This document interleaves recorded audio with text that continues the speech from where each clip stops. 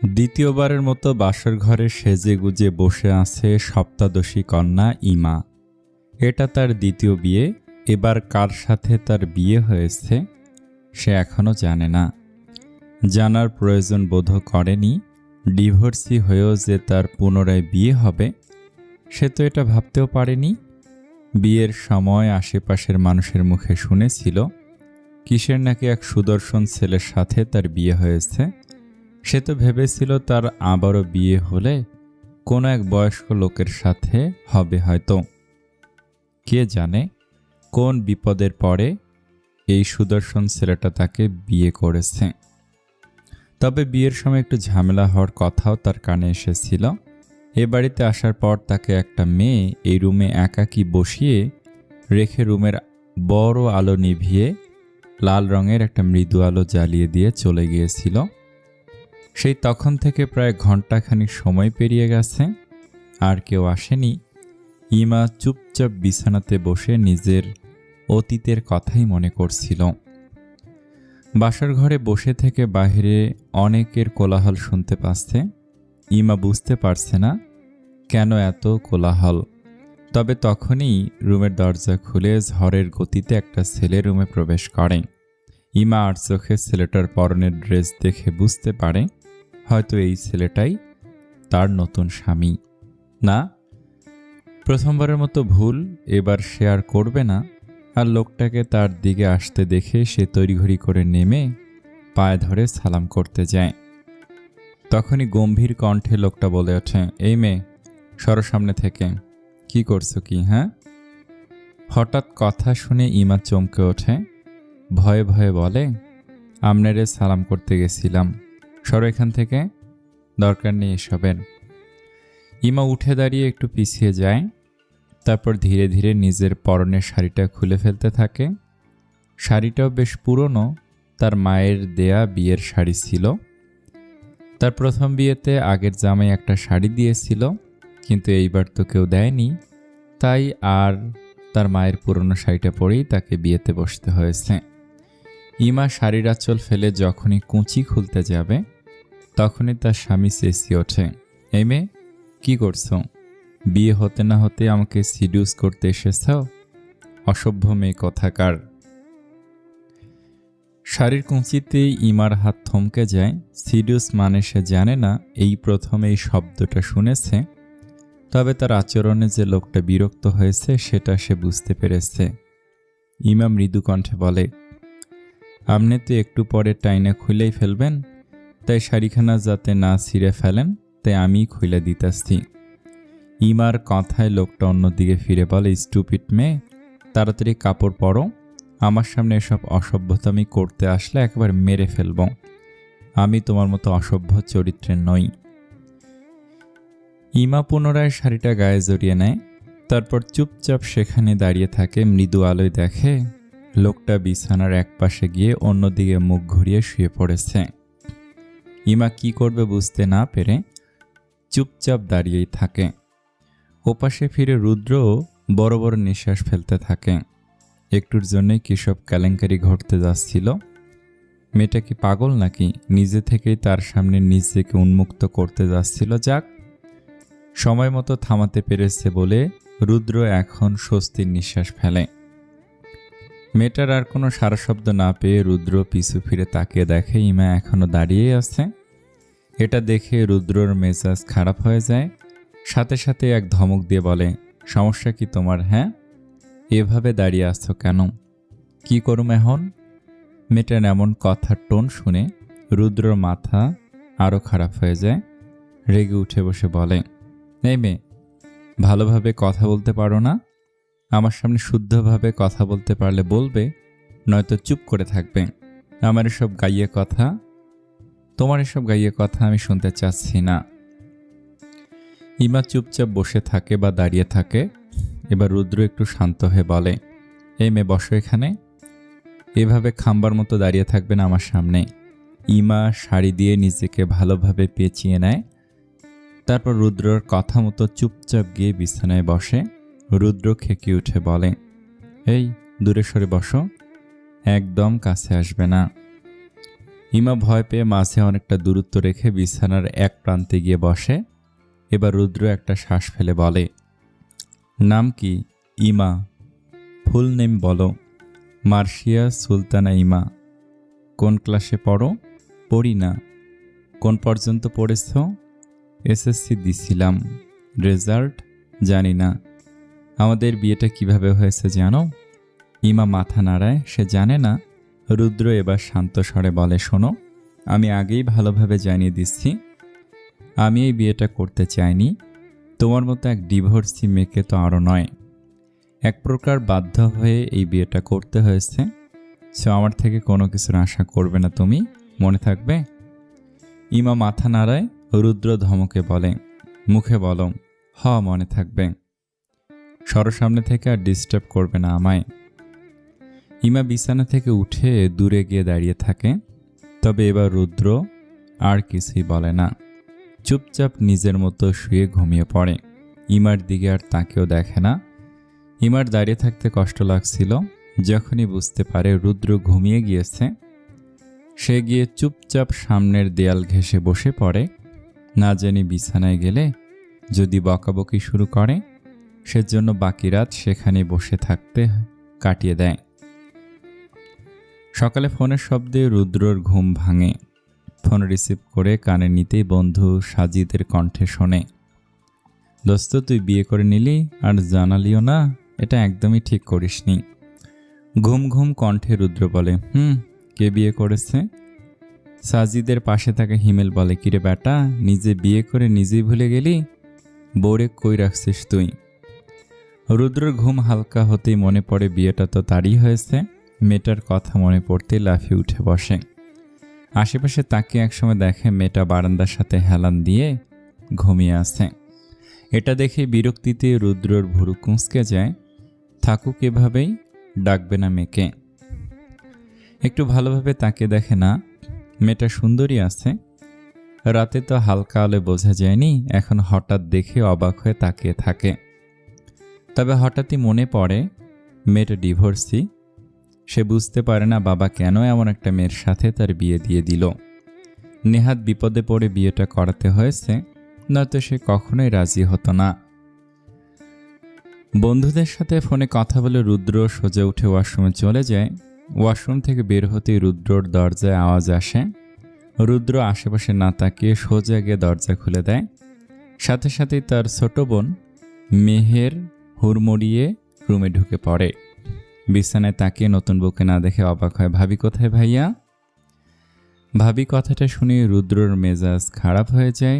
খেকে উঠে বলে, খুঁজে নে, আর একদম ভাবি ভাবি করবি না আমার সামনে, অসহ্যকর। এবার মেহের আর কিছুই বলে না। ভাইয়ের ধমকে মন খারাপ করে আশেপাশে তাকাতেই একপাশে ইমামকে বসে থাকতে দেখে ইমাকে। মেহের চমকে উঠে দ্রুত তার কাছে যায়। আপু আপু আপু ওঠো। ভাবি বলে ডাকতে গিয়েও ভাইয়ের দিকে তাকে আপু বলেই ডাকতে থাকে। কয়েকবার ডাকার পর হঠাৎই ইমা ধরফড়িয়ে উঠে বসে। সারা রাত শেষে ভোরের দিকে গভীর ঘুমে তলিয়ে গিয়েছিল, তাই তো এত ডাকাডাকির পর ঘুম ভেঙেছে। ইমা অল্প চোখ মেলে সামনে তাকিয়ে শুধু মেহেরকেই দেখতে পায়। ততক্ষণে রুদ্র রুম থেকে বিরক্তি নিয়ে বেরিয়ে গেছে। আপু ঠিক আছো তুমি? ইমা শুধু অল্প মাথা নাড়ায়।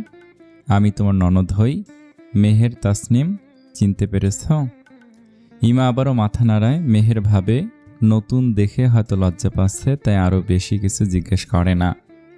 আচ্ছা ভাবি, যাও ফ্রেশ হয়ে আসো, আমি বাইরে আসি, তোমায় তৈরি করে নিচে নিয়ে যাব। মেহের ওয়াশরুম দেখিয়ে দিতেই ইমা ভিতরে ঢুকে। কিছুক্ষণ পর ভেজা শরীরে দরজা খুলতে মেহের অবাক কণ্ঠে বলে, কি তোমার এই অবস্থা কেন? গোসল করলে নাকি? ইমা দুদিকে মাথা নাড়িয়ে বলে, আসলে আমি ওই কাল ঘোরেতেই পানি পইরা ভিজে গেছি, বুঝতে পারছি না আগে। মেহের হেসে হেসে ফেলে, বলে, তুমি একটু দাঁড়াও, আমি তো তোমার লাগেজটা আনতে ভুলে গেছি, এখনই নিয়ে আসছি। বলেই মেহের দৌড়ে রুম থেকে চলে যায়। আর ইমা সেখানে ভেজা শরীরে চুপচাপ দাঁড়িয়ে থাকে।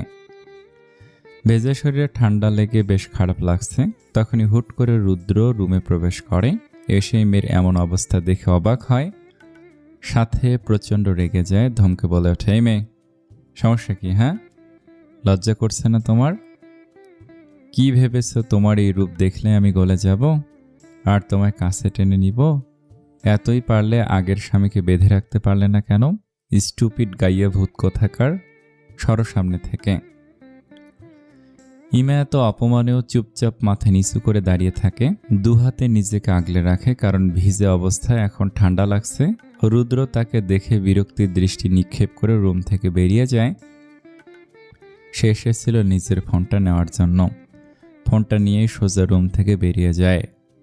রুদ্র চলে যেতে মেহের লাগেজ নিয়ে রুমে চলে আসে। লাগেজে ইমার কোনো ভালো ড্রেসও নেই, দুটো থ্রি পিস আছে শুধু, তো বিভিন্ন জায়গায় সেলাই করা। সেখান থেকে একটা নিয়ে ইমা পরে আসে। থ্রি পিসের হাতা ছোট হওয়ায় তার হাতে থাকা কিছু কালচে দাগ মেহেরের চোখে পড়ে। সে এগিয়ে এসে সেখানে আঙুল ছুঁয়ে বলে, ব্যথা পেয়েছো কিভাবে? ইস, কালচে দাগ হয়ে গেছে। ইমা দ্রুত নিজেকে ঢেকে নিতে চায়, মূলত দাগগুলো সে কাউকে দেখাতে চায়নি। অন্যমনস্ক থাকায় মেহেরের চোখে পড়েছে। ওর কৌতূহল দৃষ্টি দেখে ইমা মৃদুস্বরে বলে, পইড়া গেছিলাম, অহন ব্যথা নাই। মেহের একটু কাঁচুমাচু করে বলে, তুমি কি একটু সুন্দর করে কথা বলতে পারবে না? মা এমন কথা শুনলে রেগে যাবে। ইমা মাথা নিচু করে বলে, চেষ্টা করব। মেহের খুশি হয়ে যায়। তারপর ইমা ওড়নাটা ভালোভাবে মাথায় দিয়ে হাত ঢেকে মেহেরের সাথে নিচে নেমে আসে। সকাল প্রায় 8টা, সবাই ব্রেকফাস্টের জন্য বসে আছে। ইমাকে আসতে দেখে তার শাশুড়ি মুখ বাঁকিয়ে বলে, বাহ, এতক্ষণে নতুন বউয়ের আসার সময় হলো বুঝি। ইমা ওনাকে সালাম দিয়ে মাথা নিচু করে দাঁড়িয়ে থাকে। আসলে তাদের বিয়েতে শাশুড়িরও কোনো মত ছিল না, সবার অমতে জোর করে শ্বশুর বিয়ে করিয়ে এনেছে। ওই লোকটাই বোধহয় একটু আদর করে তাকে। মেহের মেয়েটাও ভালোই আছে, এখনও তার সাথে খারাপ ব্যবহার করেনি। খাবার টেবিলে রুদ্র উপস্থিত ছিল, তবে তার সম্পূর্ণ মনোযোগ মোবাইলের মাঝে, আশেপাশে কারোর দিকে তাকিয়েও দেখছে না। ঠিক তখনই তার শ্বশুর এসে সেখানে উপস্থিত হয়। সাথে সাথে রুদ্র হাতের ফোন পাশে রেখে দেয়। দেখে মনে হচ্ছে বাবাকে ভয় পায় হয়তো। ইমার শ্বশুর রিয়াজুল হক একজন সরকারি চাকরিজীবী, কিছুটা রাগী স্বভাবের মানুষ, তাই হয়তো সবাই ওনাকে ভয় পায়, কারণ শাশুড়িকেও শান্তভাবেই বসে থাকতে দেখে। অথচ একটু আগেও তিনি রাগে বিরক্তিতে বিড়বিড় করছিলেন। তার শাশুড়ি সামিনা বেগম একজন গৃহিণী, ওনাদের 2 সন্তান। একমাত্র ছেলে মানে ইমার স্বামী আহানাব শাহরিয়ার রুদ্র এখনও পড়াশোনা করছে, বর্তমানে ভার্সিটির 3য় বর্ষে পড়ছে। আর একমাত্র মেয়ে মেহের তাসনিম এইবার এসএসসি দিয়েছে মাত্র। রিজাউল হক ব্রেকফাস্টের জন্য এসে ইমাকে দাঁড়িয়ে থাকতে দেখে বলেন, ইমা, তুমি দাঁড়িয়ে আছো কেন? বসো এখানে। বলেই ইমাকে নিজের পাশের চেয়ারে বসান। এতক্ষণ যে সে দাঁড়িয়েছিল সেটা কারো চোখে পড়ল না। মেহের তো মায়ের ভয়ে কিছুই বলতে পারেনি। এমনিতেই মা এই বিয়ে নিয়ে সন্তুষ্ট নন, সে কিছু বলতে নিলে উল্টো নিজে বকা খেত। রিয়াজুল হক খাবারের জন্য বসতেই মেইড এসে সবাইকে খাবার সার্ভ করে দেয়। ইমা লজ্জায় নাকি অন্য কারণে খেতে পারছে না, তবে প্রচণ্ড ক্ষুধা পেটে তার। গতরাতে তাকে কেউ খেতে দেয়নি। গতদিন সকালে একটু পান্তা ভাত খেয়েছিল, এরপর থেকে না খেয়েছিল সারাদিন পর। এখন একটু খাবারের মুখ দেখল। ইমা, খাচ্ছ না কেন? খাবার ঠান্ডা হয়ে যাবে তো। শ্বশুরের কথায় ইমা চমকে উঠে বলে, খাচ্ছি। রুদ্র একটু মাথা তুলে একবার তাকিয়ে পুনরায় চোখ উল্টে নিজের খাবারে মনোনিবেশ করে। খাবার এক পর্যায়ে রিয়াজুল হক বলেন, রুদ্র, ইমাকে আজ শপিংয়ে নিয়ে যাবি, ওর যা যা দরকার সব কিনে দিবে। ইমা সংকোচ নিয়ে বসে, বুঝতে পারে তার জামা কাপড়ের করুণ অবস্থা নিশ্চয়ই ওনার চোখে পড়েছে, তাই হয়তো এমন কথা বলছে। দুঃখিত, আমি পারবো না, আমার ইম্পর্টেন্ট ক্লাস আছে, ড্রাইভারকে দিয়ে পাঠিয়ে দাও। বলেই খাবার রেখে উঠে পড়ে। রুদ্রর এমন দায়সারা ভাব দেখে বাবা প্রচণ্ড রেগে যান। তোমার সাহস কি করে হয় আমার ওপর কথা বলার? যা বলেছে আমি তাই করবে। এবার রুদ্র রেগে উত্তর দেয়, তোমার কথায় এই গাইয়া মেয়েকে বিয়ে করেছি বলে বাকি সব কথা শুনতে হবে নাকি? পারবো না আমি। আর আম্মু, আমি আমার ফ্ল্যাটে চলে যাচ্ছি, আসবো না আর, বলে উঠে চলে যায়। সামিনা বেগম ছেলের পেছন পেছন গিয়ে অনেকবার ডাকাডাকি করলেও সে শোনে না। সে আর পেছনে না তাকিয়ে সোজা নিজের বাইক নিয়ে চলে যায়। এতে সামিনা বেগম অনেক কষ্ট পান। তিনি স্বামীর সামনে এসে বলেন, কি শুরু করেছো তুমি? আমাদের কথার কি কোনো দাম নেই তোমার কাছে? ছেলেটাকে একটু শান্তিতে খেতেও দিলে না? কি চাচ্ছ তুমি? রিয়াজুল হক কোনো উত্তর দেন না। ওনার কথাকে অগ্রাহ্য করায় তিনি ইমার দিকে রাগী দৃষ্টি নিয়ে চলে যান। মেহরও মাকে মানাতে মায়ের পিছু পিছু যায়। এদিকে খাবারের প্লেটে ইমার হাত থমকে গেছে। খাবার আর গলা দিয়ে নামতে চাচ্ছে না। রিয়াজুল হক ওর মাথায় হাত দিয়ে বলে, কষ্ট পেও না মা, আমি আছি তো তোমার সাথে। অনেক তো কষ্ট করেছ, আরেকটু করো। তোমায় পড়াশোনা করাবো আমি, দেখবে ততদিনে সব ঠিক হয়ে যাবে। তারপর তুমি যা সিদ্ধান্ত নিবে তাই হবে। ইমা মৃদু কণ্ঠে বলে, আমায় কেন নিয়ে আসলেন আঙ্কেল? আমি তো ওখানেই ভালো ছিলাম। শুধু শুধু এনে সংসারে অশান্তি সৃষ্টি করেছেন। তাহলে শান্তি আনার দায়িত্বটা নিয়ে নাও। তোমার শাশুড়ি এমনিতে অনেক ভালো, ওকে না জানিয়ে ছেলের বিয়ে দিয়েছি বলে এভাবে রেগে আছে। একমাত্র ছেলে তো, একটু ভালোভাবে চললেই সামিনা তোমায় মেনে নিবে। ইমা শুধু হালকা মাথা নাড়ায়। তবে তার ভবিষ্যতের তো কোনো নিশ্চয়তা নেই। তার মতে ডিভোর্সি মেয়েকে কোন ভালো পরিবার মেনে নিবে? তাকে যে তারা মাথা গোজার মতো জায়গা দিয়েছে, এটাই তো অনেক। অন্তত আঘাত তো আর কেউ করছে না, এটাই তো তার কাছে অনেক কিছু। রুদ্র বাইক নিয়ে ক্যাম্পাসে ঢোকা মাত্রই বন্ধুরা এসে হাজির হয়। বন্ধু বলতে হিমেল আর সাজিদ। ভার্সিটি শুরু থেকেই তারা বেস্ট ফ্রেন্ড। রুদ্রর এই ফ্রেন্ড গ্রুপে মেয়েরাও আছে। তার মধ্যে একজন হচ্ছে লিলি, যে চরম লেভেলের বেহায়া, যদিও রুদ্র সরাসরি তাকে বেহায়া নামে সম্বোধন করে। তবুও এই মেয়ে তার সাথেই চিপকে থাকে। এসবের পরও তাদের বন্ধুত্বে এখনও কোনো সমস্যা হয়নি, কারণ একসাথে থাকতে থাকতে সবার মাঝে একটা বন্ডিং সৃষ্টি হয়ে গিয়েছে। রুদ্র জানে লিলি তাকে পছন্দ করে, তবে তার মাঝে লিলির জন্য কোনো ফিলিংস নেই। সে আছে শুধু নিজের মতো পড়াশোনা, ছোটোখাটো ট্যুর, এসব নিয়েই। তাদের গ্রুপে মেয়ে বলতে লিলি, সিয়া আর মোনা। ভার্সিটি শুরুর সময় থেকেই টুকটাক কথা বলতে বলতে তাদের মধ্যে ফ্রেন্ডশিপ হয়ে গেছে। তাই পড়াশোনা হোক আর ট্যুর, সবাই একসাথেই থাকে। মেয়েরা এখনও বোধহয় ভার্সিটি আসেনি, তবে তারা ছেলেরা আরও আগেই এসে উপস্থিত। রুদ্রকে আসতে দেখে হিমেল আর সাজিদ কাছে আসে। দোস্ত, বিয়ে করে নিলি আর আমাদের দাওয়াতও দিলি না? আমার বিয়ের কথা তোদের কে বলেছে? সাজিদ বলেছে। কি ভেবেছিস লুকিয়ে বিয়ে করবি আর আমরা জানতেও পারবো না? মেহের নতুন ভাবি পেয়ে খুশিতে পোস্ট দিয়েছিল, সেখান থেকে জেনেছি রুদ্র এতক্ষণে বুঝে বন্ধুরা কোথা থেকে খবর পেয়েছে। কারণ বাবা মায়ের থেকে তাদের জানার কোনো সম্ভাবনা নেই। বাবাকে তারাও বেশ ভয় পায়, আর মায়ের তো মন খারাপ, কাউকে জানানোর মুড নেই। মাঝে থেকে মেহের ফাঁসিয়ে দিল। ভেবেছিল কাউকে জানাবে না বিয়ের কথাটা, সেই তো জেনেই গেল এখন। রুদ্র রাগ উঠে যায়, সাথে সাথে মেহেরকে ফোন দেয়। ফোন রিসিভ হতে চেঁচিয়ে বলে, মেরে হাড় ভেঙে ফেলবো বেয়াদব মেয়ে, এই জন্য তোকে ফোন কিনে দেওয়া হয়েছে। এখনই পোস্ট ডিলেট কর, না করলে বাসায় এসে পিটিয়ে যাব বলে দিচ্ছি। ওপাশ থেকে কোনো কথা না শুনে রুদ্রর আরও মেজাজ খারাপ হয়ে যায়। রেগে আরও কিছু বলতে যাবে, তখনই মেহের কথা বলে, হ্যাঁ ভাইয়া বলো। বলো মানে? এতক্ষণ কি বলেছি শুনিসনি? আবার রিপিট করতে হবে কেন এখন? মেহের ভড়কে যায়, ভাইয়া এভাবে কথা বলছে কেন? পাশে তাকে ইমাকে স্বাভাবিকভাবে বসে থাকতে দেখে। মূলত ইমাকে বসিয়ে রেখে সে একটু ওয়াশরুমে গিয়েছিল। এরই মাঝে এসে দেখে ইমার হাতে ফোন। সেদিকে কৌতূহল নিয়ে তাকিয়ে আছে। ফোন রিসিভ হয়ে গেছে দেখে তাড়াতাড়ি কানে নিয়েছে, তবে ভাইয়ের রাগারাগি শুনে থ হয়ে গেছে। আমি শুনিনি ভাইয়া, ফোন ভাবির হাতে ছিল, ভুলে রিসিভ হয়ে গেছে হয়তো। আবার বলো প্লিজ। ভুলে রিসিভ হয় মানে কি? কোনো কমন সেন্স নেই মেয়ের? অন্যের ফোন ধরবে কেন? ফালতু যত সব। আচ্ছা আর হবে না, এখন বলো তো কি পোস্ট দিয়েছিস তুই? মেহের ভয় পেয়ে যায়। পোস্ট তো খুশিতে দিয়েছিল, তবে ভাইয়ের রাগ দেখে তো পরে বুঝেছে ভাই খুশি না এই বিয়ে নিয়ে, তাই পরে পোস্ট ডিলিট দিতেও ভুলে গেছে।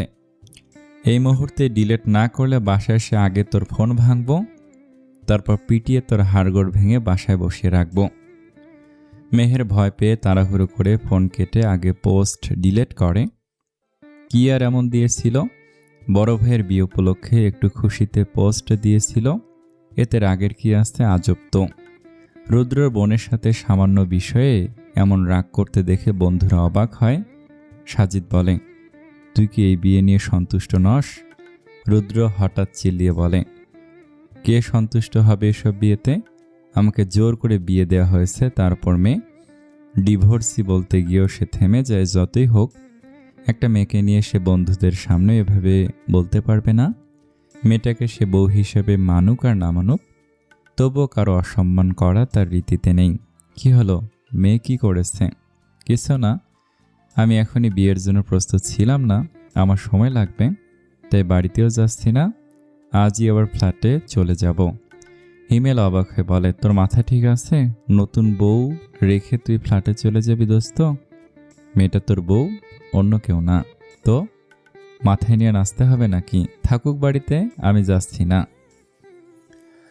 হিমেল সাজিদ অবাক হয়ে তাকিয়ে থাকে। যেখানে ছেলেরা বিয়ে নিয়ে পাগলামি করে, সেখানে এই ছেলে বিয়ে করেও যেতে চাইছে না। এ কেমন ছেলে রে বাবা? রুদ্র তার পড়াশোনার জন্য ভার্সিটির কাছাকাছি ফ্ল্যাট নিয়ে থাকে। একমাত্র বাবার সাথে রাগারাগি করে এই সিদ্ধান্ত নিয়েছে, অথচ তাদের বাড়িতে কোনো ঝামেলা নেই, একদম শান্তশিষ্ট পরিবেশ। তাও ছেলের জেদ কতটুকু বাবার সাথে জেদ করে আলাদা থাকছে।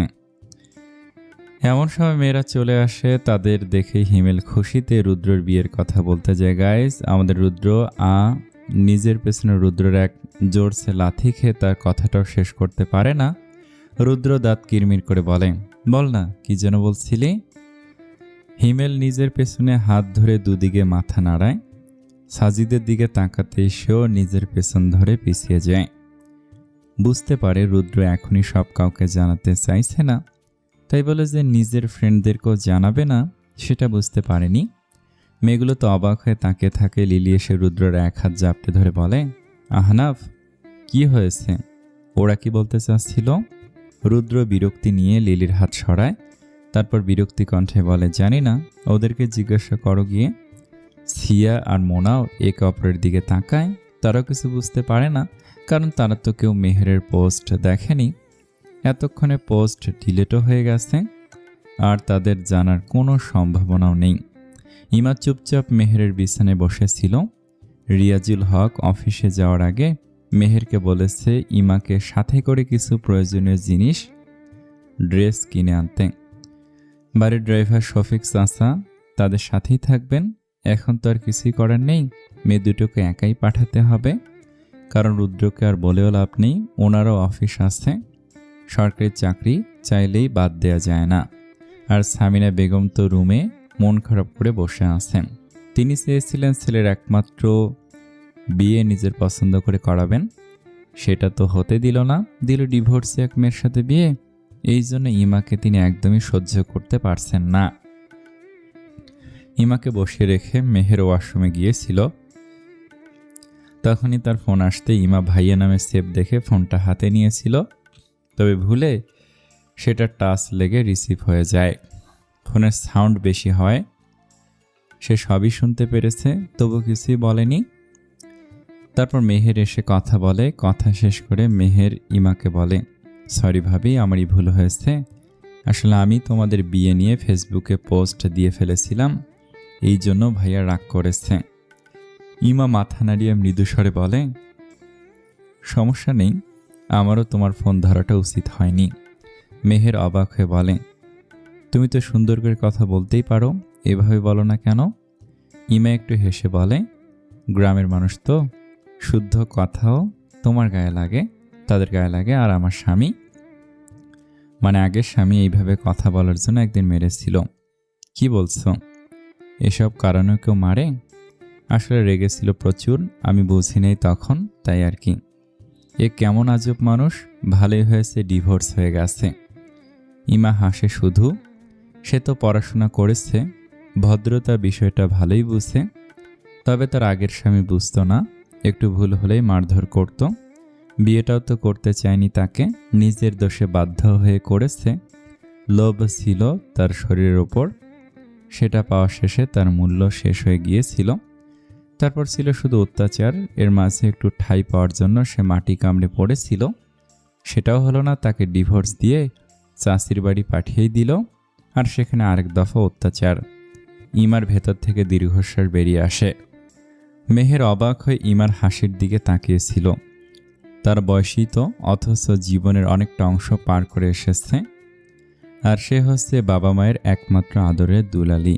ইমার কথা শোনার পর মেহেরের অনেক খারাপ লাগে। সে নিজেও ভাইয়ের হঠাৎ বিয়ে নিয়ে খুশি হতে পারছিল না। একমাত্র ভাইয়ের বিয়ে নিয়ে অনেক চিন্তাভাবনা ছিল তার, অথচ বাবার একটা সিদ্ধান্ত সব পানিতে ভাসিয়ে দিয়েছে। বাহির থেকে মায়ের ডাকে মেহেরের হোশ ফিরে। সে ইমাকে বসিয়ে রেখে মায়ের কাছে চলে যায়। হ্যাঁ আম্মু বলো, ওই মেয়ে কোথায়? ঘরে বেশ আরাম করছে নাকি? রান্না করবে কে? এই জন্য বাড়িতে বসিয়ে রেখেছি নাকি? মেহের অবাক হয়ে বলে, এভাবে কথা বলছো কেন? তুমি তো এমন না আম্মু, বাড়িতে মেয়েট আছে তো, আর রান্না তো তুমিই করো। এখন ভাবির কথা বলছো কেন? মেয়ের কথায় সামিনা বেগম আরও রেগে যান, চিল্লিয়ে বলে, বাহ, আমার মেয়ে হয়ে বাহিরের একটা মেয়ের হয়ে কথা বলছিস? বাড়ির বউ হয়ে এসেছে, আর বাড়ির কাজ করবে না তা কেমন করে হবে? আদৌ বাড়ির কাজ পারে নাকি? নয়তো আগের ঘরে ডিভোর্স হবে কেন? রুমের ভিতর থেকে ইমা সব কথাই শুনতে পায়। এসব নিয়ে তার মাথা ব্যথা নেই, এসব কথা শুনে শুনে তার অভ্যাস আছে। তাই সে নিঃশব্দে মেহেরের রুম থেকে বের হয়ে আসে। সোজা সামিনা বেগমের কাছে এসে বলে, কি করতে হবে বলে দেন, আমি করে দিব। বলে দিতে হবে মানে কি? দুপুর হয়ে যাচ্ছে, রান্না করতে হবে না? মেয়ে মানুষে কখন কি করতে হবে জানো না? ইমা মাথা নিচু করে বলে, কি রান্না করব বলে দেন। সামিনা বেগম একে একে কয়েক পদের কথা বলেন। এত পদের কথা শুনে মেহের বলে, এত পদ কে খাবে? 2-3টা বললেই তো হয়। তোর কথায় চলবো আমি? আজ আমার না খেয়েই চলে গিয়েছে ছেলে, আমি ওর ফ্ল্যাটে যাব খাবার নিয়ে। খাবার ভালো না হলে খবর আছে। ইমা নিঃশব্দে রান্নাঘরের দিকে এগিয়ে যায়। সকালে মেহের তাকে সবগুলো রুম দেখিয়েছে। রান্নাঘরে গিয়ে দুজন মেয়েটকে দেখে সে। তাদের পরনে তার থেকেও ভালো পোশাক, যেন ইমা নিজেই এই বাড়ির মেয়েট আর ওরা বাড়ির সদস্য। মেয়েট দুজন তার দিকে তাকিয়ে একে অপরের সাথে ফিসফিস করছে। এদের একজন বাড়ির রান্নায় সামিনা বেগমকে সাহায্য করে, আর একজন ঘরদোর পরিষ্কার করেন। সামিনা বেগমের ছোট্ট এ সংসারে দুজন মেয়েদের কোনো দরকার ছিল না, শুধু একটু সাহায্যের জন্য রিয়াজুল হক একজন মেড হালিমা খাতুনকে নিয়ে এসেছিলেন, কারণ সামিনা বেগম একটু অসুস্থ। অপর মেয়েটি হালিমা খাতুনের বোন হয়। তার স্বামী মারা যাওয়ার পর রুমানার যাওয়ার আর কোনো জায়গা ছিল না, তাই সামিনা বেগম নিজেই রুমানাকেও বাড়িতে মেড হিসেবে রেখে দেন। এত ভালো একজন মহিলা নিজের ছেলের বউয়ের সাথে এমন ব্যবহার করছে, এটা যেন অবিশ্বাস্য লাগছে। হালিমা এগিয়ে গিয়ে ইমাকে বলে, হ্যাঁ গো মেয়ে, রান্না আদৌ পারবে তুমি? সোজা রান্নাঘরে চলে আইলে যে। ইমা মাথা নাড়িয়ে বলে, আমি পারবো, আমার একটু মশলাপাতি সব দেখায় দেন, আমি রান্না করে দিব। বাড়ি থেকে সামিনা বেগম সব দেখতে থাকেন। ইমা মাথায় কাপড় দিয়ে চুপচাপ রান্না করছে। ওর রান্নার চটপট ভাব দেখে মনে হচ্ছে এই কাজে বেশ পারদর্শী সে। মেহেরও সেখানেই ছিল। সে প্রায় তৈরি হয়ে গিয়েছিল ইমাকে নিয়ে শপিংয়ে যাওয়ার জন্য। এরই মাঝে মা এসে ব্যাঘাত ঘটিয়ে দিল, আম্মু, ভাবিকে নিয়ে শপিংয়ে যেতাম, বাবা তো বলে গেল। তিনি এসে ধমকে বলেন, সাহস বেশি হয়ে গেছে নাকি? বাবা বলল আর রাজি হয়ে গেলি? একা কখনো শপিংয়ে গিয়েছিস তুই? মেহের দুদিকে মাথা নাড়ায়। সত্যি তো সে একা কখনো যায়নি, হয়তো মার সাথে গিয়েছে, নয়তো ভাইয়া, কেউ তো সাথে থাকতো।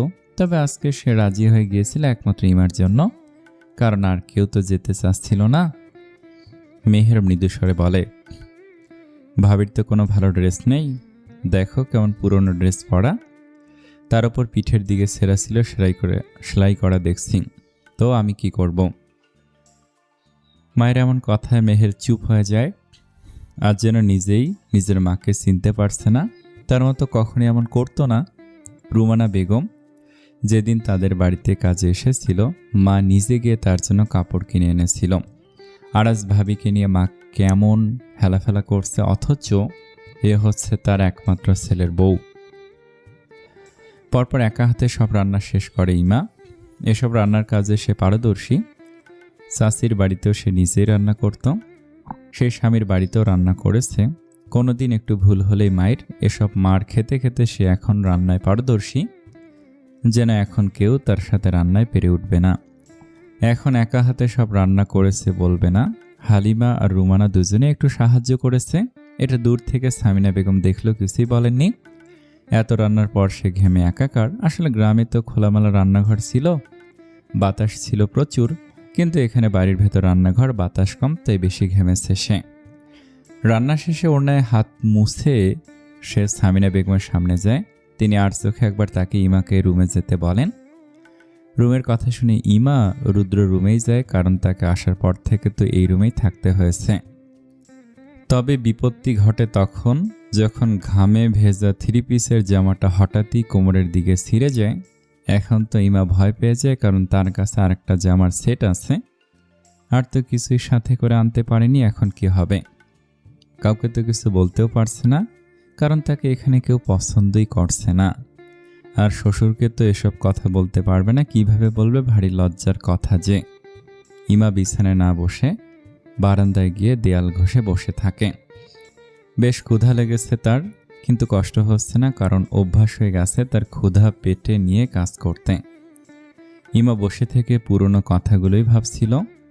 তার এসএসসি পরীক্ষা পর্যন্ত জীবনটা স্বাভাবিকই ছিল। সকালে উঠে বাড়ির রান্না শেষ করে স্কুলে যেত, তারপর এসে খাবার থাকলে খেত, নয়তো না। সোজা দুপুরের রান্না করত, একেবারে দুপুরের খাবার খেয়ে আবার রাতের রান্না, এভাবেই চলতো জীবন। এটাই স্বাভাবিক তার কাছে, কারণ মা বাবা ছাড়া এতিম এক মেয়েকে যে চাচা তাদের বাড়িতে থাকতে দিয়েছে, সেটাই তো অনেক ছিল। আবার তাকে পড়াশোনাও করিয়েছে, যদিও সেটা তার বাবার সঞ্চয়ের টাকায়। ইমার বাবা আগে গ্রামে গাড়ি চালাতো, তারপর ওর মায়ের সাথে বিয়ের পর টুকটাক শহরে গাড়ি চালানো শুরু করে। এভাবে একসময় শহরে গাড়ি চালানো শুরু করে। সেজন্য বাড়িতে তেমন আসতো না, প্রতি মাসে 2-3 বার আসতো। প্রয়োজনীয় টাকা পয়সা দিয়ে একদিন থেকে আবার চলে যেত। তবে বাবা তাদের মা মেয়েকে অনেক ভালোবাসতো, শুধু জীবিকার তাগিদে দূরে থাকতে হতো। এভাবেই চলছিল তাদের জীবন। তবে হঠাৎ একদিন তাদের ছোট্ট সংসারে বিপর্যয় নেমে আসে। শহরে গাড়ি চালাতে গিয়ে অ্যাক্সিডেন্ট, বাবা স্পট ডেথ। তখন ইমা বোধহয় ক্লাস 5-এ পড়ত। মা ধীরে ধীরে অসুস্থ হয়ে পড়েন। মায়ের আগে থেকেই শারীরিক কিছু অসুস্থতা ছিল, সাথে শ্বাসকষ্ট বেড়ে যায়।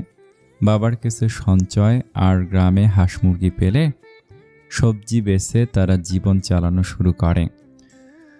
মোটামুটি সুখেই ছিল, তবে সেটাও বেশি দিন টিকল না। শ্বাসকষ্টে মাও একদিন চলে গেল।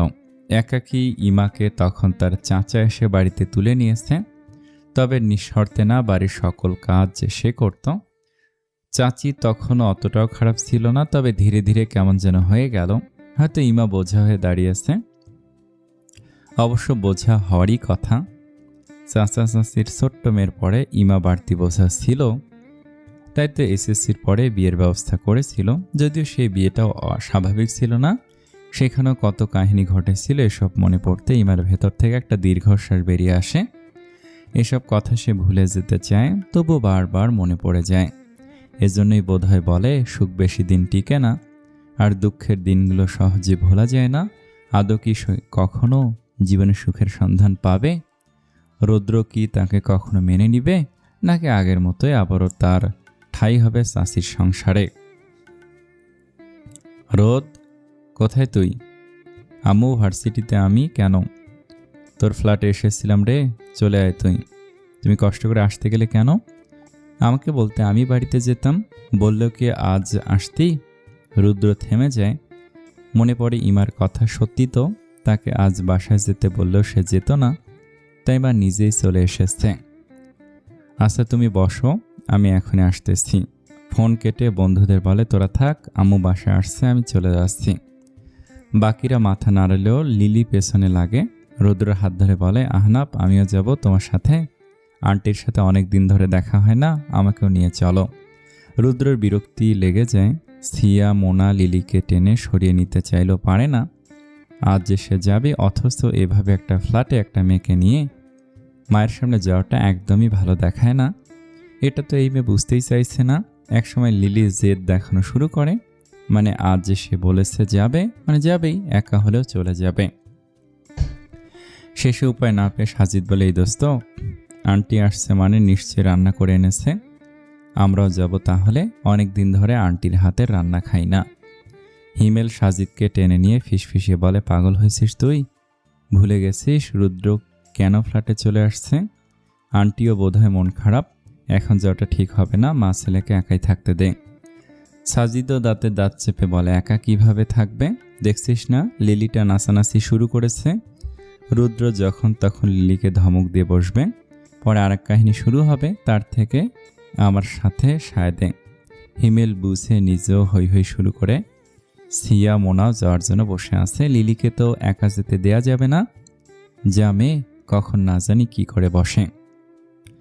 বন্ধুদের লাফালাফি দেখে রুদ্র দীর্ঘশ্বাস ফেলে রাজি হয়।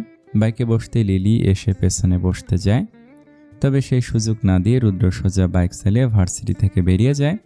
এতে লিলির মন খারাপ হয়ে যায়। সিয়া এসে বলে, আর কত পিছনে পড়ে থাকবি? দেখেছিসই তো, রুদ্র তার বাইকে কখনো আমাদের কাউকে ওঠায়নি, তাও তুই এমন করিস কেন? লিলি মৃদু চেঁচিয়ে বলে, তোরা আর আমি কি এক নাকি? আমি আহনাবকে ভালোবাসি দেখিস, সে একদিন আমায় ভালোবাসবে, আর ভালোবেসেই ওর বাইকে ওঠাবে আমায়। সাজিদ আর হিমেল দীর্ঘশ্বাস ফেলে নিজেদের বাইক স্টার্ট করে। ওদের মাঝে হিমেল আর মোনা কাজিন হয়, তাই মোনা গিয়ে হিমেলের বাইকে বসে। আর সিয়ার নিজের একটা স্কুটি আছে, সে লিলিকে নিজের সাথে বসায়, কারণ সাজিদও প্রয়োজন ছাড়া নিজের বাইকে কাউকে নেয় না। রুদ্রের পেছনে পেছনে আরও 2টা বাইক আর একটা স্কুটি পরপর ভার্সিটি থেকে বেরিয়ে যায়। স্বভাবতই সবাই সেদিকে তাকিয়ে থাকে। রুদ্রদের গ্রুপটাকে কম বেশি সবাই চেনে, বেশ পপুলার এরা। ভার্সিটির বিভিন্ন অনুষ্ঠানেও ভলান্টিয়ার হিসেবে থাকে তারা। সবার কাছে রুদ্র সৌন্দর্য আর ভালো ব্যবহারের জন্য বেশি পরিচিত। রুদ্র একেবারে ফর্সা না, আবার শ্যামলাও না, মিডিয়াম রকমের, তবে চেহারার গড়ন অনেক সুন্দর। প্রথম দেখাতে যে কারো মনে দাগ কেটে নেয়। বয়স একটু কম হলেও ব্যবহারে পুরুষ ভাবটা বেশি, সেজন্যই হয়তো মেয়েদের কাছে বেশি প্রিয়। বাসায় পৌঁছে রুদ্র তার মাকে জড়িয়ে ধরে। এটা তো এক প্রকার স্বভাব বলা যায়। উঠতে বসতে মাকে জড়িয়ে ধরলে পরম শান্তি অনুভব করে। মায়ের কাছে তার ফ্ল্যাটের চাবি দেওয়া আছে, যাতে মায়ের মন চাইলেই যখন তখন এখানে আসতে পারেন। রুদ্র তার মায়ের কাছে আসলেই যেন বাচ্চা হয়ে যায়, সব সময় মায়ের আশেপাশেই থাকে। পরিবারের বড় সন্তান আর ছেলে হয়, মায়ের প্রতি বেশি টান তার। ছেলেরা নাকি মাকে বেশি ভালোবাসে, এটা রুদ্রকে দেখলেই বোঝা যায়। রুদ্র মাকে বলে, আম্মু, সাজিদরাও এসেছে, সবাই এসেছে। মা ছেলের মাথায় হাত বুলিয়ে দিয়ে বলেন, সবার জন্য এনেছি, নো টেনশন। আমার তো আবার ছেলেমেয়ের অভাব নেই, ওরা না আসলেও আমি নিজেই ডেকে আনতাম। রুদ্র হেসে ফেলে, আসলে তার বন্ধুরা এতটাই ফ্রেন্ডলি, তার বাবা মাকে নিজেদের মা বাবা বানিয়ে ফেলেছে। সাজিদ আর হিমেল তো মাঝে মাঝে তার মায়ের কাছে বিভিন্ন জিনিসের আবদার করে বসে, আর রুদ্রর মাও হাসি মুখে সব মেনে নেয়। রুদ্র আসার একটু পরে বন্ধুরা সবাই চলে আসে। লিলি এসে আন্টিকে বলে, সামিনা বেগমকে জড়িয়ে ধরেন। প্রায় মাসখানেক পরে তাদের সাথে দেখা হয়েছে। কিছুক্ষণ গল্প করে সামিনা বেগম খাবারের ব্যবস্থা করেন। রুদ্র ফ্রেশ হয়ে এসে মায়ের সাথে হেল্প করে। সাজিদ, হিমেল খুশিতে দৌড়ে গিয়ে খাবার খেতে বসে পড়ে। লিলি, সিয়া, মোনাও হেসে ফেলে ওদের অবস্থা দেখে। সবাই মিলে একসাথে খাবার খেতে বসে। তবে খাবারের প্রথম লোকমা মুখে তুলে রুদ্র থমকে যায়। বাকিরাও কিছু একটা ভেবে সামিনা বেগমের দিকে তাকান। সিয়া বলে, আন্টি, আজকে কি অন্যরকম রান্না করেছেন? স্বাদটা অন্যরকম লাগছে কেন? সামিনা বেগম কিছুটা আমতা আমতা করে বলে, হ্যাঁ, অন্য মশলা দিয়েছি, কেন ভালো লাগছে না? হিমেল আর সাজিদ যেন ব্যাপারটা বুঝে ফেলে। তারা রুদ্রের দিকে তাকিয়ে দেখে সে শব্দ ছাড়া ধীরে ধীরে আরও কয়েক লোকমা খাবার খায়। তার চেহারা দেখে বোঝা যায় না তারা ভালো লাগছে নাকি খারাপ। মোনা খেতে খেতে বলে, অসাধারণ হয়েছে আন্টি, একেবারে অন্যরকম স্বাদ। সবাই ওর সাথে সায় দেয়। সাজিদ হিমেলও মজা করে খেতে থাকে। রুদ্র মায়ের দিকে তাকিয়ে বলে, তুমি খেয়ে আসনি? এই দুপুরেও না খেয়ে চলে এসেছ? সামিনা বেগম একটু কথা ঘোরানোর চেষ্টা করেন। আসলে ছেলের চিন্তায় যত তাড়াতাড়ি পেরেছেন খাবার নিয়ে চলে এসেছেন, খাবার খাওয়ারও সময় পাননি।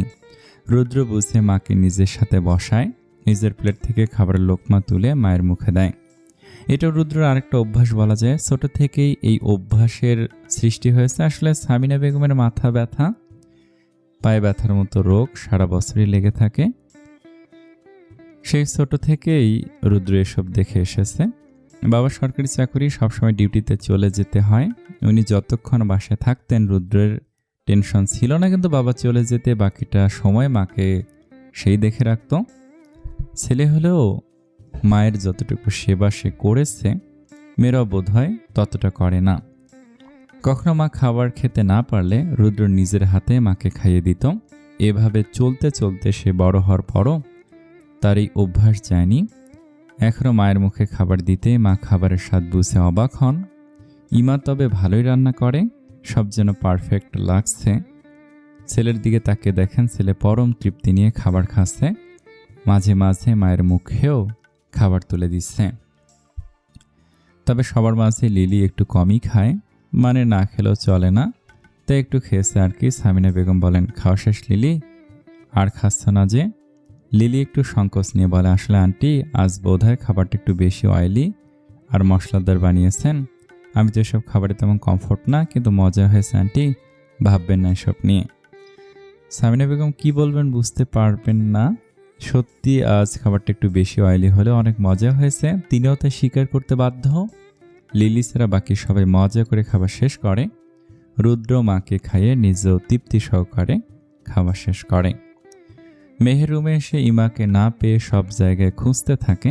ডাকলেও ইমার কোনো সারা শব্দ পায় না। ওয়াশরুমও খোলা, বারান্দায় গিয়েও পায় না। রুমের বাইরে এসে সব জায়গায় ডাকতে থাকে, কোথাও পায় না। হালিমা বেগম আর রুমানাও চারপাশ খুঁজেও পায় না ইমাকে। মেহের টেনশনে পড়ে যায়। এ কেমন কথা, নতুন বউ বিয়ের পরের দিনই উধাও। মা যাওয়ার পর সে নিজে রুমে বসেছিল, এখন ইমার কথা মনে পড়তে এসে থেকে আর পাচ্ছে না। মাকে ফোন দিতে গিয়ে হঠাৎ কি মনে করে আবার দৌড়ে রুদ্রের রুমে যায়। গিয়ে বারান্দায় থাকা বড় দোলনাটার আড়ালে ইমাকে ঘুমন্ত অবস্থায় দেখতে পায়। ইমাকে পেয়ে মেহের স্বস্তির নিঃশ্বাস ফেলে। ইমাকে কয়েকবার ধাক্কা দিয়ে ডাকতে থাকে, ভাবি, ও ভাবি, ওঠো না। হঠাৎই ইমা চমকে উঠে হাতে ভর দিয়ে কয়েক ধাপ পিছিয়ে যায়। সামনে তাকে মেহেরকে দেখে একটু শান্ত হয়, মৃদু কণ্ঠে বলে, আসলে বুঝতে পারছি না কখন ঘুমাই গেছিলাম। মেহের বুকে হাত দিয়ে স্বস্তির নিঃশ্বাস ফেলে বলে, একেবারে ভয় পাইয়ে দিয়েছিলে তুমি। আমরা তো সম্পূর্ণ বাড়ি খুঁজে ফেলেছিলাম, অথচ তুমি এখানে ঘুমিয়ে আসো। এত গভীর ঘুম তোমার? ইমা লজ্জা পেয়ে যায়। আসলে গত রাত থেকে তার প্রচুর ঘুম পাচ্ছে। সকালেই এত ঘুম দিল, এখন আবার এখানে ঘুম দিল। এই ফ্লোরে বসে কিভাবে ঘুমালে? দোলনায় বসলেও তো পারতে। আমি তো এমনি বসছিলাম, কখন যে ঘুমিয়ে গেছি বুঝতে পারছি না। হঠাৎ মেহের খেয়াল করে ইমার জামার সাইডে আরেকটা ছিঁড়ে গেছে, কোমরও দেখা যাচ্ছে। এটা দেখে মেহের বলে, ভাবি, জামা ছিঁড়ল কিভাবে? এখন ইমা কি বলবে যে পুরনো ড্রেস? ছেঁড়াটা তো স্বাভাবিক। ইমা তাড়াহুড়ো করে নিজেকে ওড়না দিয়ে ঢেকে নেয়, কিন্তু এভাবে তো আর সবার সামনে যেতে পারবে না। উঠে দাঁড়ালে জামা সরে গিয়ে কোমর দেখা যাবে। কি মনে করে মেহের তাকে বসিয়ে রেখে নিজের রুমে যায়। কাভার্ড থেকে ইমাকে দেয়ার মতো থ্রি পিস খুঁজতে থাকে, কিন্তু তার তো তেমন কোনো থ্রি পিস নেই। সে বেশিরভাগ লং গেঞ্জি স্কার্ট পরে, তাই সেখান থেকে নিজের একটা সেট এনে ইমাকে দেয়। ভাবি, আমার নিজেরই কোনো থ্রি পিস নেই, তাই এখন এগুলোই পরে নাও, আম্মু পরে তোমায় শপিং করে দিবে। ইমা মৃদু হাসে, শুধু মেহের ড্রেসটাই হাতে নেয়। এখানেও তাকে অন্যের পোশাক পরেই থাকতে হবে। শাশুড়িকে দেখে যে বুঝেছে তিনি ভালো শপিং করে দিবে না, মেহের নিয়ে যেতে চাইল, সেখানেও আটকে দিল। ইমার হাইট মেহেরের হাইটের কাছাকাছি, তাই স্কার্টটা পারফেক্ট হয়েছে, তবে গেঞ্জিটা পরতে গিয়ে ইমার সংকোচ লাগছিল, কারণ সে এসব ড্রেস আগে কখনো পরেনি। তবে ভেবে নেয় পরে সে নিজের জামাটা আবারও সেলাই করে নেবে, তাহলে আর সমস্যা হবে না। ইমার ড্রেস চেঞ্জ করে বের হতে মেহের দেখে অবাক হয়। কত সুন্দর লাগছে ইমাকে। আসলে একটা ভালো পরিবেশও মানুষের সৌন্দর্য ফুটিয়ে তুলে, তেমনি একটা সুন্দর ড্রেসও ইমার সৌন্দর্য ফুটে উঠেছে। বিকেল পর্যন্ত রুদ্রর বন্ধুরা ফ্ল্যাটে থাকে। সবাই মিলে গল্প করে অনেক মজা করে সময় কাটায়। বন্ধুদের সাথে রুদ্র সবসময় একটা সুন্দর সময় কাটায়। বেশ গল্প গুজবের পর বন্ধুরা চলে গেলে সামিনা বেগম বলেন, রুদ্র, তুইও তৈরি হ, আমি বাড়িতে যাব না, বাইরে যাব শপিংয়ে। তোর কাছে টাকা থাকলে সাথে করে নে তো, আমি আনতে ভুলে গেছি। শপিংয়ের উদ্দেশ্যে আসলে টাকা নিয়ে আসতে মনে করে। আমি টাকা পাবো কোথায়? কয়েকটা টাকার জন্য এমনি রিয়াজুল হকের পায়ের কাছেই পড়ে থাকতে হয়। সামিনা বেগম ছেলেকে হালকা করে একটা মাইর দিয়ে বলে, মায়ের সামনে মিথ্যে কথা, আমি তোকে চিনি না, তাড়াতাড়ি আয়। রুদ্র মুচকি হেসে বলে, মেহুর জন্য শপিং করলে ওকেও সাথে আনতে, নয়তো দেখবে পরে বলবে এটা পছন্দ হয়নি, ওটা ভালো লাগেনি, যত অভিনয় তার। সামিনা বেগম একটু চুপ করে বলেন, মেহেরের জন্য না, ইমার জন্য যাচ্ছি। ওই মেয়ের কোনো ভালো ড্রেস নেই, তাই ভাবলাম কিনে নিয়ে যাই। রুদ্র থেমে যায়। ইমার কথা যেন তার খেয়ালই ছিল না। চুপ থেকেই রুমে গিয়ে টাকা নিয়ে আসে, তারপর মাকে সাথে নিয়ে শপিংয়ের জন্য বেরিয়ে পড়ে। তবে ইমার ব্যাপারে আর কোনো কথা বলে না। মেহের ইমাকে সাথে নিয়ে দুপুরের খাবার খেতে বসে। টুকটাক গল্প করতে গিয়ে তাদের দেরি হয়ে গেছে। মেহের বাসায় তার বয়সী মেয়ে পেয়ে যেন গল্পের আসর বসিয়ে সাজিয়ে বসেছিল, অথচ ইমার সেই কখন থেকে ক্ষুধা লেগেছে তাও সে কিছু না বলে ওভাবেই বসেছিল। বেশ কিছু সময় পর হঠাৎই মেহেরের মনে হয় তারা দুপুরের খাবারই খায়নি, তাই তাড়াহুড়ো করে ইমাকে সাথে নিয়ে খেতে এসেছে। ইস, কেমন যে আমি, নিজের তো খাবারের খেয়াল থাকে না, তোমাকে ওভাবে বসিয়ে রেখেছিলাম বলেই নিজে থেকেই খাবার সাজিয়ে নিয়ে ইমাকে নিয়ে খেতে বসে। ইমা খাবার সামনে রেখে বলে, তোমার আম্মা যে খায় নাই? মেহের হেসে বলে, ওসব নিয়ে টেনশন করো না, গিয়েছে তো ভাইয়ের বাসায়, ভাইয়া কখনো না খাইয়ে ছাড়বে না, সোজা নিজেই খাইয়ে দিবে। ইমা অবাক হয়, রুদ্রপুষি এতটাই কেয়ারিং? সে তো আর এসব জানে না, এ বাড়িতে আসলেই গতকাল। তবে মনে হচ্ছে এই একটু সময়ের মাঝে মেহেরের সম্পর্কে তার কিছুটা ধারণা হয়ে গেছে, শুধু তার স্বামী আর শাশুড়িকে চিনতে পারল না। রুদ্রকে সাথে নিয়ে সামিনা বেগম ইমার জন্য প্রয়োজনীয় সবকিছুই কিনে নেয়।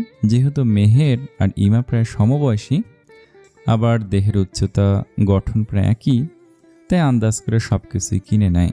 রুদ্র ততক্ষণে এক জায়গায় চুপচাপ বসেছিল।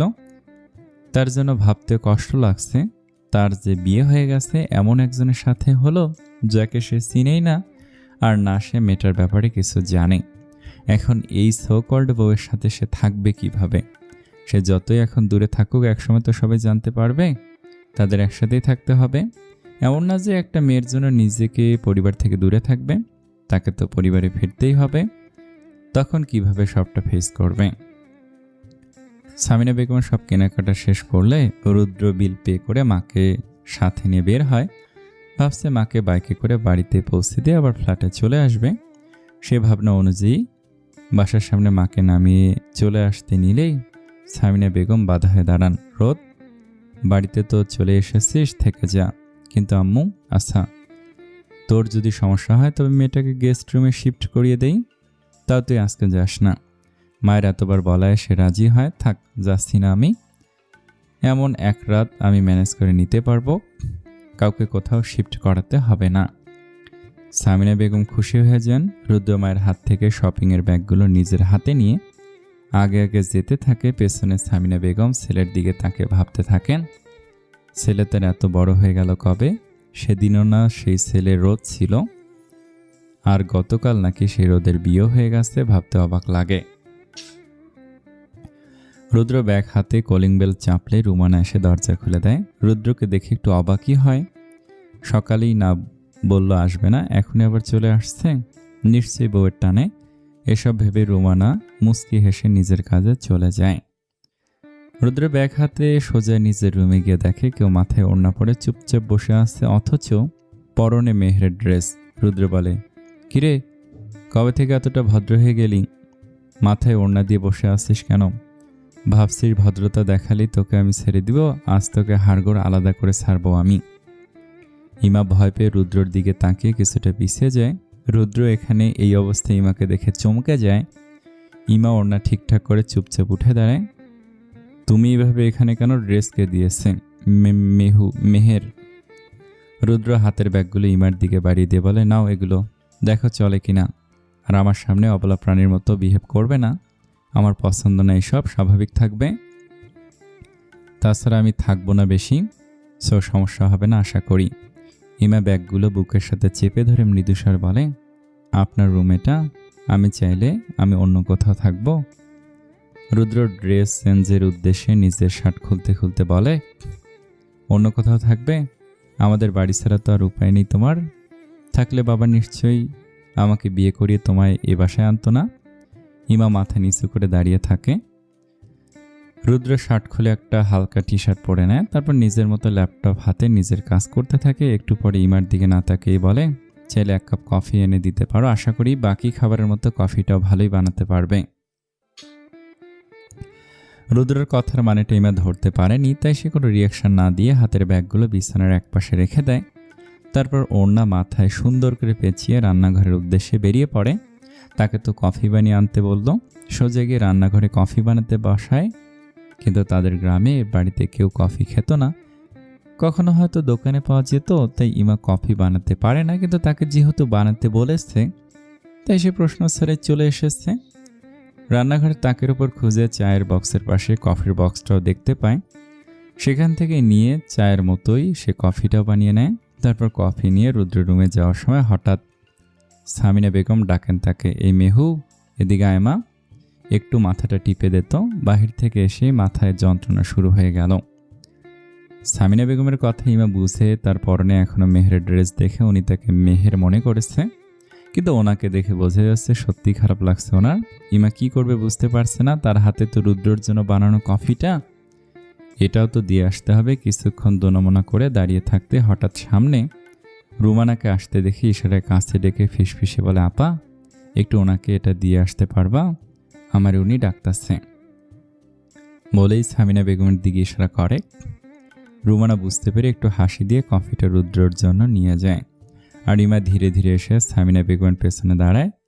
তিনি ড্রয়িং রুমেই সোফায় মাথা ঠেকিয়ে চোখ বন্ধ করে বসেছিলেন। ইমাকে পেছন থেকে দেখেছে বলে বুঝতে পারেননি। ইমা চুপচাপ এসে ভয়ে ভয়ে শাশুড়ির কপালে হাত দিয়ে হালকা করে টিপে দিতে থাকে। কিছুক্ষণ পর হঠাৎই তিনি বলেন, কিরে মেহু, এত সুন্দর করে কপালে টিপ দেওয়া শিখলি কোথায়? একদিনে এত পরিবর্তন? ইমা কিছু বলবে কিনা বুঝতে পারছে না, যদি তার কণ্ঠ শুনে তাকে দেখে রাগারাগি করে। ইমা চুপ করেই থাকে। সামিনা বেগম অবাক হন মেয়েকে চুপচাপ দেখে। কিছু একটা সন্দেহ হতে চোখ খুলে পেছনে তাকিয়ে মেহেরের জায়গায় ইমাকে দেখতে পায়। ইমা ভয় পেয়ে পিছিয়ে যায়, মাথা নিচু করে বলে, আমি দুঃখিত, ওটা আমি ছিলাম। মিহু ওর রুমে, আপনি কষ্ট পাচ্ছিলেন তাই। সামিনা বেগম একটু বড় করে শ্বাস নিয়ে আবার চোখ বন্ধ করে সোফায় মাথা হেলিয়ে দেয়। ইমা চুপচাপ দাঁড়িয়ে থাকে। তাকায় তিনি এবার ধমক দিয়ে বলেন, দাঁড়িয়ে আছো কেন? এবারকে অনুরোধ করে বলতে হবে মাথা টিপে দেওয়ার জন্য। ইমা চমকে উঠে এসে ওনার মাথা আলতোভাবে টিপে দিতে থাকে। বাড়িতে চাচি কিংবা আগের শাশুড়ির সব সেবা তো ওকে নিজেকেই করতে হয়েছে। সেখান থেকে হয়তো মাথা টিপে দেওয়ার মতো সেবাটাও শিখে গিয়েছে। রুমানা কফি নিয়ে রুদ্রর রুমের দরজায় নক করে। রুদ্র অনুমতি দিলে সে কফি নিয়ে রুমে ঢোকে। ল্যাপটপ থেকে চোখ তুলে তাকে রুমানাকে বলে, তুমি এখানে কেন? ওই মেয়ে আর ইমা কোথায়? ইমা আপা ম্যাডামের কাছে গেছে, ম্যাডামের মাথায় ব্যথা করতেছে। আপা আমার বলল আপনারে কফিটা দিতে। রুদ্র কিছু একটা ভেবে বলে, ঠিক আছে, কফিটা রেখে তুমি যাও। রুমানা মাথা নেড়ে কফিটা সাইডে রেখে রুম থেকে বেরিয়ে যায়। রুদ্র উঠে গিয়ে রুমের দরজায় গিয়ে ড্রয়িং রুমের দিকে তাকায়। দেখে মা সোফায় মাথা হেলিয়ে বসে আছেন আর ইমা মায়ের মাথায় হাত বুলিয়ে দিচ্ছে। মাকে দেখে মনে হচ্ছে তিনি আরাম পাচ্ছেন। তাই রুদ্র কিছু না বলে আবারও রুমে চলে আসে। এসে পুনরায় ল্যাপটপে ব্যস্ত হয়ে পড়ে। একটা প্রেজেন্টেশন রেডি করতে হবে, কাল পরশুর মাঝেই সাবমিট করতে হবে, অনেক কাজ বাকি। কাজ করতে করতে কফির কাপে চুমুক দিতে মুখটা কুঁচকে ফেলে। একদম বাজে খেতে হয়েছে, প্রচুর কফি দিয়ে দিয়েছে। সাথে এক গাদা চিনি। বৃতৃষ্ণায় রৌদ্র মুখ কুঁচকে কফির কাপ সাইডে রেখে নিজের কাজ করতে থাকে। এরই মাঝে ইমা রুমে চলে আসে। এসে দেখে রুদ্র বসে নিজের কাজ করছে। ইমা চুপচাপ ড্রেসের ব্যাগগুলো হাতে নিয়ে সোফার একপাশে বসে। রিয়াজুল হক ডিউটি থেকে চলে এসেছেন, তাই তার শাশুড়ি তাকে পাঠিয়েছে ড্রেস চেঞ্জ করার জন্য। শ্বশুরের সামনে এমন ড্রেসে থাকা ভালো দেখায় না, আর ইমারও সংকোচ লাগছিল। ইমা ব্যাগ থেকে ড্রেস বের করতে গিয়ে সাথে আরও কিছু জিনিস ফ্লোরে পড়ে যায়। সেই সময় রুদ্র সেদিকে তাকায়, তবে সাথে সাথে মুখ ঘুরিয়ে নেয়। ইমা অস্বস্তি নিয়ে ড্রেস নিয়ে চেঞ্জ করে আসে। ব্যাগে কয়েকটা শাড়ি ছিল আর 3টা থ্রি পিসগুলো বানানো না, তাই ইমা শাড়ি একটা পরে আসে। ইমা ভাবছিল সব কি রুদ্রই কিনে এনেছে নাকি, কারণ সে তো রুদ্র তার কাছে ব্যাগগুলো দিয়েছিল। তবে তখন শাশুড়ি ড্রেসের কথা বলতেই বসে উনিও সাথে ছিল, হয়তো উনি নিজেই কিনেছে। মেহের তো বলেছিল ওর মা অনেক ভালো, রুমানা আপাকেও নাকি নিজে গিয়ে ড্রেস কিনে দিয়েছিল, তাকেও হয়তো রুমানার মতোই ভেবে কিনে দিয়েছে। তবে ড্রেসগুলো অনেক সুন্দর ছিল। মেহের ড্রেসটা সে সোফায় রেখে দেয়, পরে ধুয়ে শুকিয়ে মেহেরকে দিয়ে আসবে। ইমা কফির কাপের দিকে তাকিয়ে সেটা আগের মতোই দেখতে পায়, হয়তো একটুও খায়নি। তখন রুদ্র বলে ওঠে, কফি বানাতে পারো না, বলনি কেন? বললে যদি মারতেন, তাই বলিনি। রুদ্র প্রচণ্ড রকমের চমকে যায়। এই সামান্য বিষয়ে সে মারতে যাবে কেন? আজব মেয়ে তো তুমি, যেটা পারো না সোজাসুজি বলবে, না পারলে মারামারির কি আছে এখানে? ইমা উত্তর দেয় না। সে সবসময় যা দেখে আসছে সেটাই বলেছে। তার আগের স্বামী তো সবসময় বাড়িতে থাকতো না, মাঝে মাঝে যখন এসে থাকতো কারণে অকারণে গায়ে হাত তুলতো। চাচিকে বলেছিল পুরুষ মানুষের বউয়ের গায়ে হাত তোলা নাকি স্বাভাবিক। সেটা ইমা বিশ্বাস করে নিয়েছে। ইমাকে চুপ থাকতে দেখে রুদ্র বিরক্ত হয়। মেয়ে মানুষ হয়ে এমন চুপ কিভাবে থাকে? মানছে সে বিয়ের ব্যাপারটা মানতে চায় না, তাই বলে সে একটু কথা বলা যাবে না? রাতের খাবারের সময় ইমা গিয়ে খাবার সার্ভ করে দেয়। সে জিজ্ঞাসা করেছিল রাতে আবারও রান্না করতে হবে নাকি। তবে দুপদের ভর্তা ভাত ছাড়া কোনো তরকারি রান্না করতে হয়নি। দুপুরে রান্না দিয়ে চলে যাবে। দুপুরে তো আর কম রান্না করেনি সে। রুদ্র খাবারের টেবিলে বসতে একটু পর রিয়াজুল হকও আসেন। এসে ছেলেকে সামনে দেখে ভুরু কুঁচকে তাকায়। ছেলে বাবার দিকে একবার তাকিয়ে অন্য দিকে তাকায়, জানে এখন বাবা তাকে খোঁচা দিয়ে কথা বলবে। হলো সেটাই।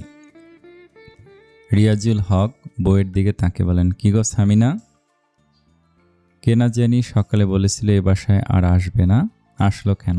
রুদ্র মায়ের দিকে তাকিয়ে বলে, আম্মু বলে দাও তুমি, আমি শুধু তোমার কথা এসেছি, নয়তো আসতাম না, কালকে আবার চলে যাব। সামিনা বলে দাও তুমি, সেই সুযোগ পাবে না সে, আরও কাজ আছে ওর, এখন কোথাও যাওয়া হবে না ওর। রুদ্র মুখ বাঁকিয়ে খেতে বসে। ইমা এসে খাবার সার্ভ করে দিতে থাকে। রুমানা বলেছে আজ নাকি তাকেই খাবার সার্ভ করে দিতে হবে, বাড়ির বউ তো সে। তবে সবার প্লেটে খাবার দিতে রিয়াজুল হক ইমাকেও সবার সাথে খেতে বসতে বলে। ওনার এক পাশে রুদ্র বসা ছিল, আর অপর পাশে সামিনা বেগম আর মেহের। জায়গা বলতে রুদ্রর পাশেই। ইমা সংকোচ নিয়ে সেখানে বসে। সকালে তো এমন পরিস্থিতি হয়নি, তবে দেখা যায় তার বসাতে কেউ কিছু বলেনি। রুদ্র কিংবা সামিনা বেগম নিজের মতোই খাবার খাচ্ছিল।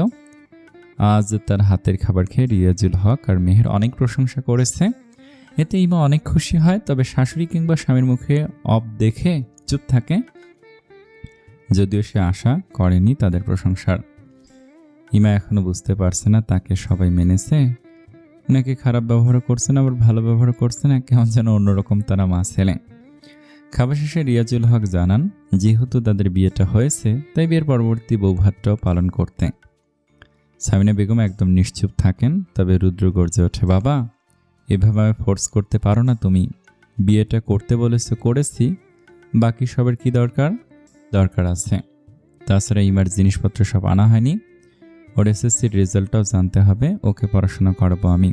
তো তুমি গিয়ে একদিন জেনে আসো, আমি আর ওইখানে যেতে পারবো না, পড়াশোনা করাবে তুমি, তো আমাকে বলছো কেন? যেতে তোমাকে হবেই, যদিও বউয়ের সব দায়িত্ব স্বামীর কাঁধে থাকে, আর আমার ছেলে মাশাল্লাহ এখন আমার কাঁধেই বসে খাচ্ছে। রুদ্রর গায়ে লাগে কথাটা, তাই সেও তর্ক করে বলে, তো কি আমি এখনই বিয়ে করতে চেয়েছিলাম নাকি?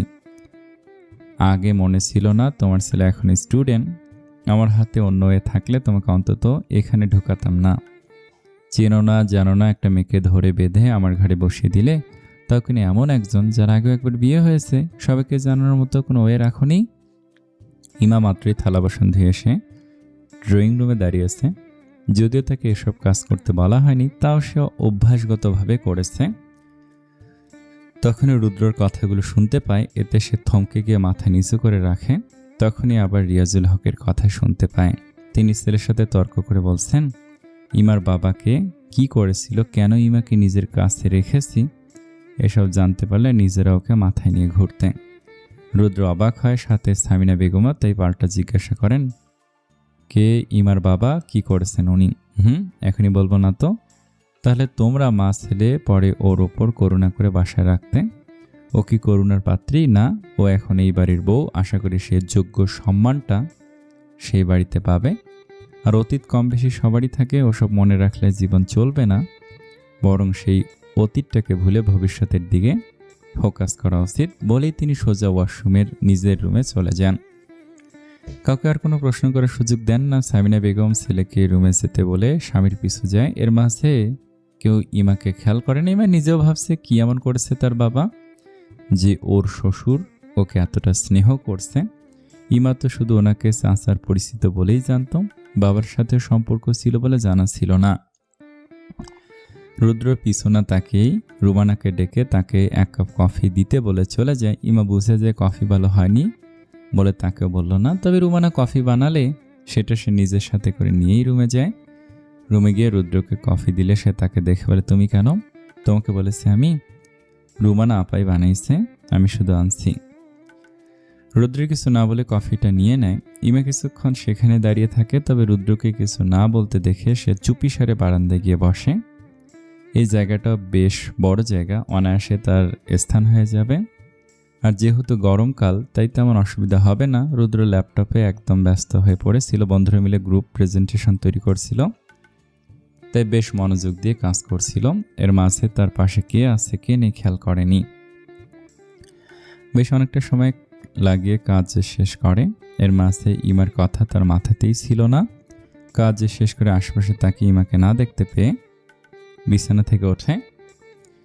কি মনে করে বারান্দায় গিয়ে দেখে মেয়ে ফ্লোরে বসে ঘুমাচ্ছে। এ তো মহাঝামেলা। একবার ভাবছিল এভাবে রেখে যাবে, পরে আবার বাবার কথা মাথায় আসতে ইমাকে ডাকতে থাকে। ইমা ঘুম ঘুম চোখে সামনে তাকে অন্ধকারে আবছা কোনো পুরুষ মানুষের অবয়ব দেখে চিল্লে ওঠে, দু হাতে মুখ ঢেকে অস্পষ্ট ভাষা বলতে থাকে, আমি কিছু করিনি, আমাকে ছেড়ে দাও, কাছে আসবে না, দূরে যাও।